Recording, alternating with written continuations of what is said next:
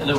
Hello, Sheriff's Department. Hi. So there's been some allegations against you, so I need you to step outside so we can chat about it. This is newly released body camera video that shows us the moments that police arrest a 5th grade teacher for alleged sexual molestation of multiple young girls who he taught. This is an image per KCPQ TV. Jordan Roy Henderson is the teacher's name. I will note that he's also a licensed foster parent and he was a pastor. This is video of him being led to a police cruiser. You can see he was still in his bathrobe. We have dozens of pages of court documents detailing what he allegedly did to the young girls for years before they came forward. We're on the case presented by Law&Crime. I'm Chris Stewart.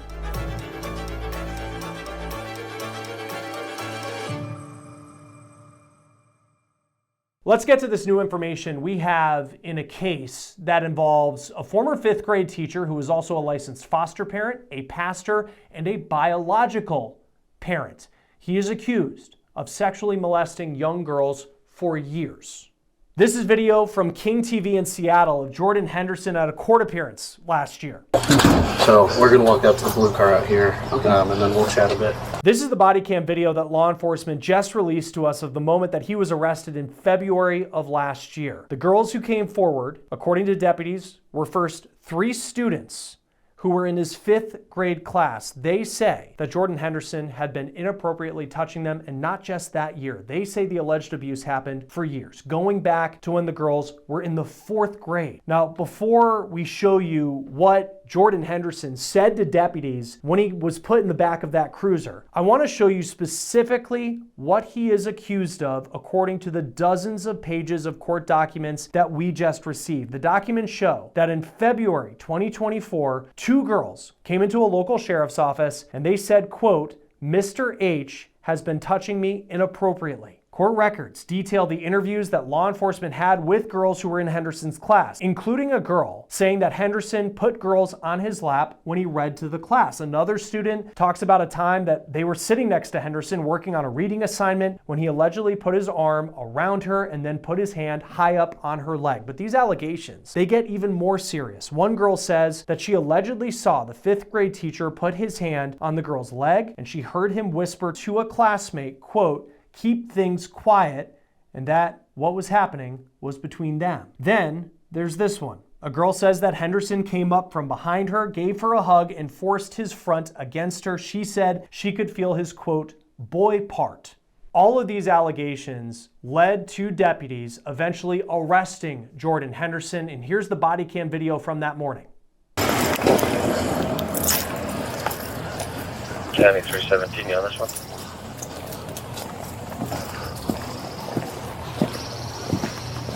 County 317, talk about the taken. Kids are up. Okay. Sorry.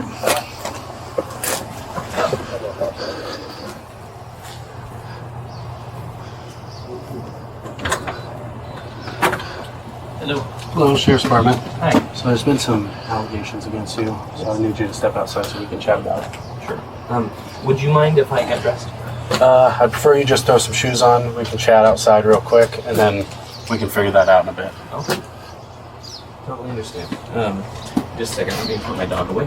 Hang on, I need to come with you, just Okay. so, if you don't mind. Sure. It's fine, I'll just slip out. Okay, yep, that works. Excuse me. So we're gonna walk out to the blue car out here, and then we'll chat a bit. Yeah, can I see you dressed right now? Okay. So my partner's gonna knock. They'll talk to her. They'll get her and the kids squared away. We'll probably just have them sit in the car and then we'll do that. So let's walk out to the blue car right here. After you,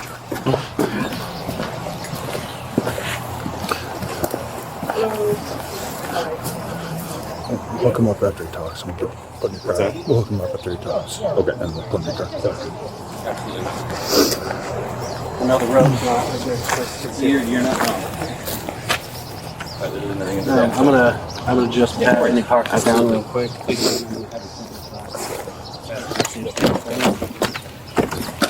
grab my bag, sorry. You're all good. Have a seat, please. Thank you. And then I'm not being creepy. I'm just sitting behind you because I have nowhere else to sit. This is another Law and Crime legal alert. If you were given a Depo-Provera birth control shot and you were later diagnosed with a brain or a spinal tumor called meningioma, you may be eligible for a lawsuit. Morgan & Morgan is investigating claims that patients were not properly warned about the risk. It is free to check, takes just a few minutes, and you don't pay unless they win. So scan the QR code on your screen, or you can click the link in the description. Also go to forthepeople.com/LCDepo to see if you qualify. So, kind of a lay line here. So first I'm gonna advise you your rights, and then if you're willing, we can chat about what's going on. Okay. Just so you know, you are being audio and video recorded. Both have body cams on. No worries. That's fine. Thank you. All right. You have the right to remain silent. Anything you say can be used against you in a court of law. You have the right at this time to talk to a lawyer and have him present with you while you're being questioned. If you cannot afford to hire a lawyer, one will be appointed to represent you before questioning if you wish. You can decide at any time to exercise these rights, not answer any questions, or make any statements. Do you understand each of these rights as I've explained them to you? Yes, I do. Okay. And having these rights in mind, do you wish to talk to us now? No. I have a lawyer and retainer Okay. in that regard, and I would like to contact him. Okay. Do you have a phone number for him? It's Hester Law Group. I do have a phone number. It's just, I don't have anything on me at the moment. Okay. All right, Josh. Yep. So you are going to be on the rep.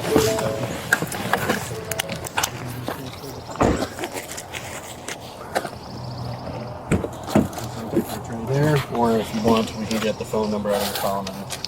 I'd like to, I could do the phone number in that regard. Okay. So you're going to step out with my partner. He's going to put you in handcuffs. It's fine. You want to face the car, please? I know he's patted you down. I'm going to put your hands behind your back. I'm going to put you in handcuffs, and I'm going to pat you down again. And we don't have much on. It's all good. I'm going to have you sitting in my partner's car over here in a second once I get you in handcuffs. And we'll get you going as soon as we can. Got to get your transport down there. And we'll go from there. We'll, you want a number, you said, of your phone? Or a couple? Yeah, that's fine. We can go with that stuff. Thank you. Yeah, no problem. Just bear with us. I know probably not what you want to do this morning, but No, not at all. Oh, this guy. My wife might know. Oh, geez, no, you're fine. No, it's fine. Is the phone number in your phone? It's in my phone, Okay. yes. All right, we'll bring it out and then we'll chat about All right, thank you.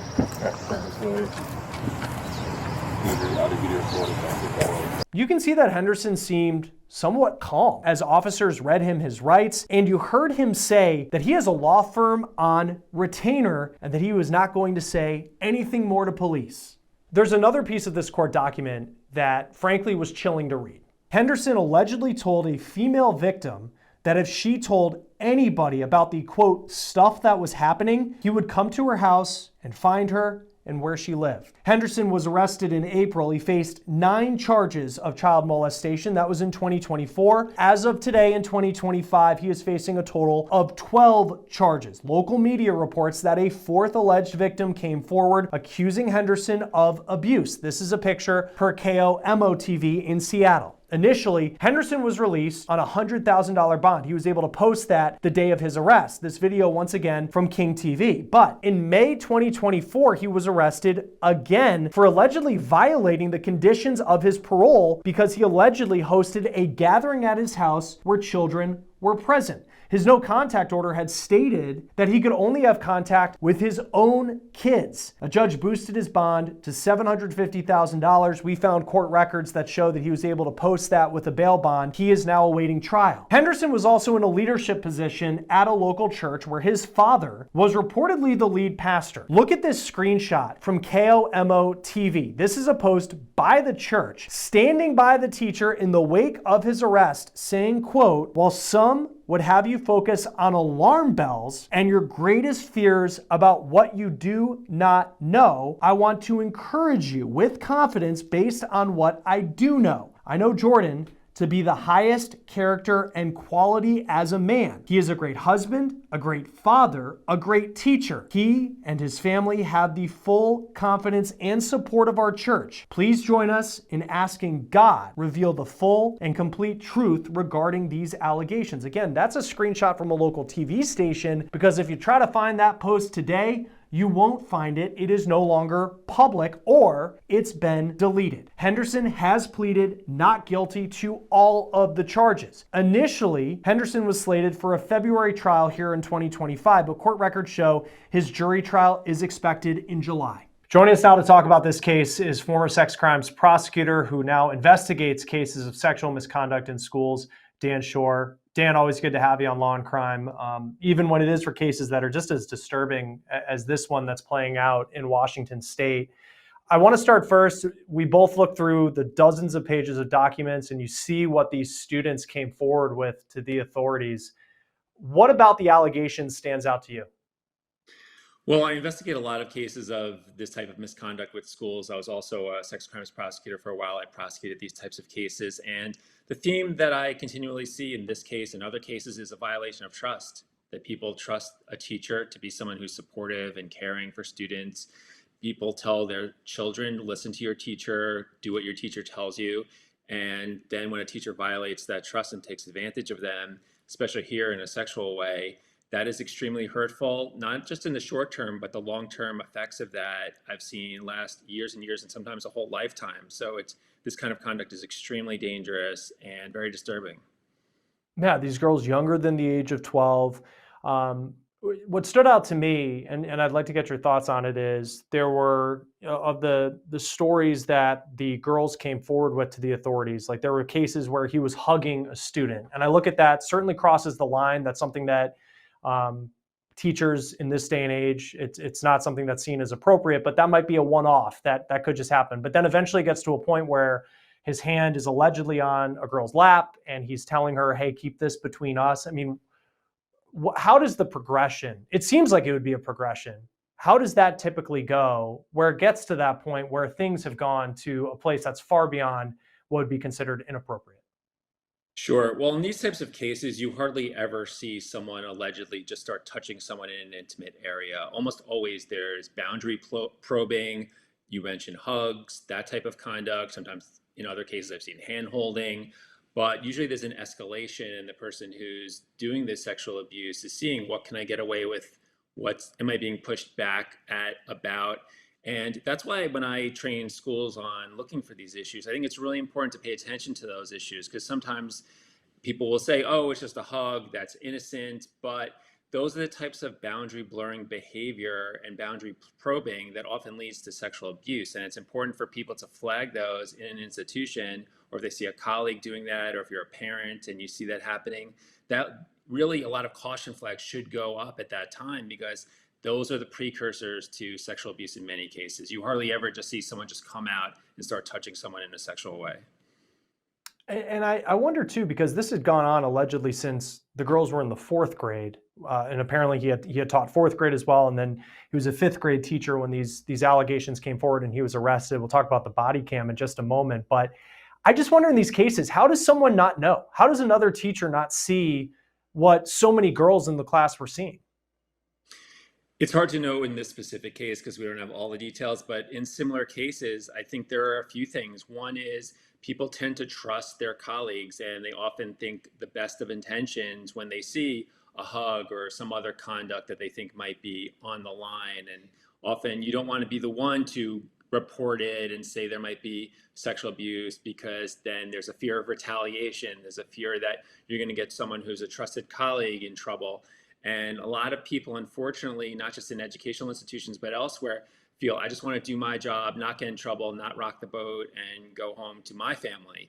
So one of the things I cover in a lot of my trainings with schools and other organizations is you need to encourage a culture where people feel confident in stepping up and saying something, that they don't feel they're going to be retaliated against, that if it's in good faith, it's okay if they're wrong, as long as they're reporting it in good faith, and then it can be investigated. And maybe if it's just a hug, then you can talk to that teacher and say, look, That's inappropriate. We understand that at this time, there's no evidence to show that you're committing sex abuse, but we want you to stop having physical contact and hugs with students. So you can draw that line, and then if that line is violated, then the school can start taking other action. But I think it's important for people to step up and say something. And often places, not just schools, but other institutions, don't have a culture where people feel comfortable in doing that and don't feel emboldened to do that.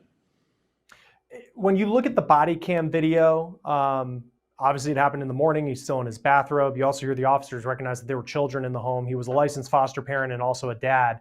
But what stands out to you about his demeanor and how he handled that situation? He didn't seem totally shocked that he was being presented with these allegations, and it is hard to read someone's mind, but he was certainly cooperative with law enforcement, but he might have gotten some indication that he was being looked at for these types of allegations.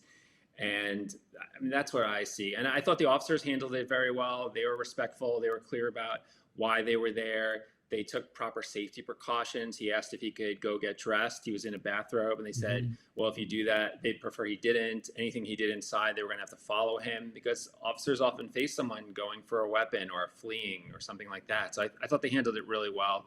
And, he did not seem shocked that they were there.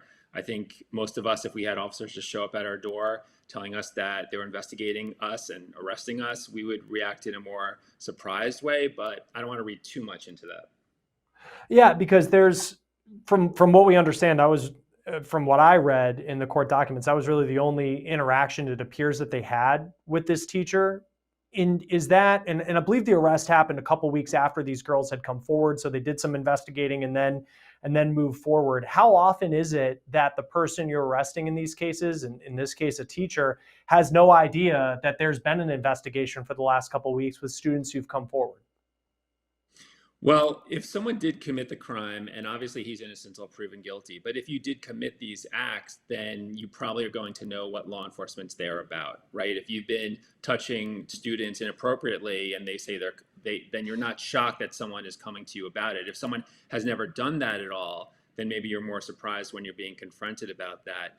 But I think this is very common in law enforcement, where they approach someone, they may not question them if the person doesn't agree to be questioned after they read their Miranda rights. And then after that, the lawyers take over, the prosecutor, the defense attorney.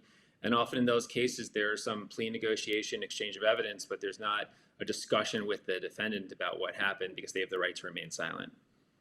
Was it suspicious or notable to you that he had an attorney already on retainer, that he's already paying for an attorney?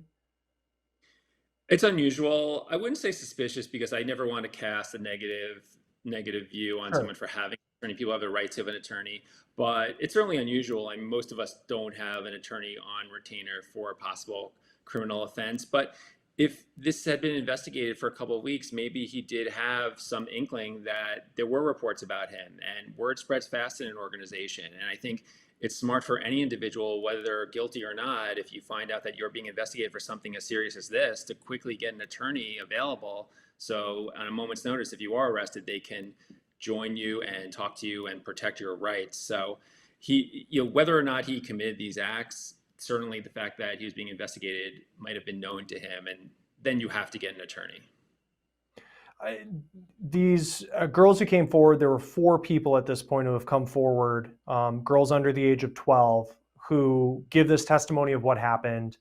From a prosecutor's standpoint, how do you go about with these young people who say they have been through something traumatic? They're probably still trying to come to grips with exactly what happened. And how do you go about handling them as people who may have to be witnesses? This is slated to go to trial this summer, but if they have to be witnesses and take the stand with the teacher in the room. Yeah, that's really challenging. I've done numerous sex crimes trials where I had young people this age and younger having to testify, and you have to be very delicate about it, because it's going to be very scary for them to go into court. And one thing I used to do is bring them into the courtroom where they're going to testify before the trial, so I could say, look, this is where you're going to sit. This is where I'm going to be. This is where your parents or someone else you trust is going to be sitting. I talk about the court officers who are going to be in court, because a lot of them are afraid that the person who was sexually abusing them is going to be in the room with them. So I point out there are security officers there, court officers there, there's a judge there, that this teacher can't go near you. And I really try to lay that out and have them visualize that. And then you want to talk them through what happened in advance, but you have to be careful. You don't want to do it too much because just talking about it, reliving it can be re-traumatizing, especially if someone has to recount it over and over again. So you want to have that delicate balance of making sure they understand what they're in court for and they're prepared with their narrative, but you don't want to prepare overboard where someone sounds rehearsed and you're re-traumatizing them. What more evidence would you need when you build these types of cases? I mean, clearly you have testimony from girls who it seemed like they also had witnesses in the classroom who were able to talk about what they saw this teacher allegedly doing. But what other pieces of evidence might you gather to try to make sure it doesn't turn into a he said, she said? Well, if there is security camera footage that's available, certainly you want to try to pull that. These students may be too young to have electronic communication about it, but when students are a little older, often they are messaging people about what happened, and those messages can be very helpful, especially if they're contemporaneous from the time that they occurred. The witnesses are crucial. The multiple students talking about similar accounts can be what we call cross-corroborative, that multiple people are making similar accounts. That adds to their credibility. The only way that that would not be true if multiple people are saying the same thing is if they came together in some sort of conspiracy to come up with their story, because people aren't going to just randomly come up with the same story separately. So they're either telling the truth or there's some grand conspiracy, and that's very unlikely, especially with children this age, to come together and decide they all want to frame a teacher. What would be the motive for that? So those are some of the issues that I try to address when I'm a prosecutor or investigator. Reportedly, this teacher, not only a teacher, but was a pastor at a church and was a licensed foster parent. That is all positions of power, typically involving children, along with being a fifth grade teacher. How common is it to see that? Especially the three together in someone who's accused of this. Yeah, it's very disturbing. I think we're at a point in society where we're not shocked that someone commits sex abuse when they're a religious figure. I think there was a time where people thought that a religious figure would be less likely to be involved in sex abuse. We've seen in all religions that that does happen. And often people who do want to prey on younger people, prey on children, put themselves in a position of trust where they have access to children. And that's something that's very scary for parents and for children. I think in society, in the movies and TV and books, often the sexual predators are these strangers who come out of the dark, come out of the alley, they snatch someone off a playground. But in reality, most sex abuse that I've seen is from someone who's in a position of trust and then violates that trust. So getting into a position of trust is often a key part of someone who's looking to commit these types of acts, unfortunately. And then the parents have filed a civil case against the school district, alleging that the district did not do enough to protect the kids. We'll see how the criminal trial plays out. There's obviously a lot of information that we don't know just from the documents we're seeing. But from what we have seen, do parents have a case in situations like this? They might. A lot of that depends on the details. Was the school aware of what was happening earlier on? They didn't do anything. Or should they have been aware? Were there other members in positions of authority and influence in the school who received reports of, as we talked about before, maybe inappropriate hugging, and maybe that wasn't addressed? So I think those are the types of things that the school is going to have to answer for. And often a school conducts their own investigation to find out why this happened. What can they do differently in the future, whether it's, again, changing the culture so people who see things like this can report it, feel emboldened to report it, know where to report it. I've talked to people when I've done investigations who say, I saw inappropriate hugging, things like that, but I didn't know who to go to about it. So I think sending the message to your institution saying, this is where you go, there'll be no retaliation, we want you in good faith to come forward. So those are the types of issues that can be the basis of a lawsuit if the school didn't act appropriately when they had relevant information. And Dan, I know that you've investigated these cases, you've prosecuted these types of cases, and it's something that you write about. And you have a book coming out this summer. Talk a little bit about that. Sure. So it's my second novel. It's called Open Bar. People can find it on Amazon or anywhere else that books are sold. And it's about sexual abuse at educational institutions of underage students. It's a lot of these issues. And I also write on Substack, a weekly newsletter about these types of issues and how they play out in fiction. So people can check that out. And then just lastly, and I just think back to, the idea of what a predator looks like in the movies. It's that person that grabs a kid and almost they're sinister from the beginning, of the film. But then in real life, it has these cases where someone had an incredible level of trust. And as a parent, you want to trust your kid's teacher and you want them to have the great relationship with teachers like so many of us did with ours. What do we need to do more as a society so we know what these predators actually look like and we have our guard up, but not in a way where we can't have good relationships with good teachers? I think it's a lot about training about inappropriate behavior and emboldening people to speak up when they see it or experiencing it, especially with elementary school students. Most elementary school students haven't yet talked about, or a lot of them have not talked about what's appropriate, what's not appropriate. And I really think at a younger age, we need to start talking to kids about if you're touched in a way that makes you feel bad, you should say something to somebody. Even if you're wrong about what they were doing, you'll never get in trouble because students feel, especially young ones, that they'll get in trouble if they speak up. And also remember, as an elementary school student, it's a confusing time. You don't know how life works. You're told, look to your teacher for guidance. If your teacher says, come on my lap, I'm going to touch you, a lot of students will think, okay, I guess this is something that is appropriate when it's certainly not. So I would say training, talking to students, talking to kids about being able to report things, being able to talk to their parents or another authority figure about what happened. And then, as I said before, making sure other people in the school speak up, because there's not a certain way that a sex offender looks like. They are often people in positions of trust who know how to violate that trust, and they're not going to be obvious about it until sometimes it's too late. All right, Dan Shore, always great to have you on Law and Crime. Thanks for joining us. We really appreciate your perspective. Well, thanks for talking with me, and I'm glad you're covering this. It's a very important story. The families of the alleged victims in this case are now suing the school district that Henderson worked for, saying the district did not do enough to protect their children from abuse. For On the Case, presented by Law and Crime, I'm Chris Stewart. We'll see you next time.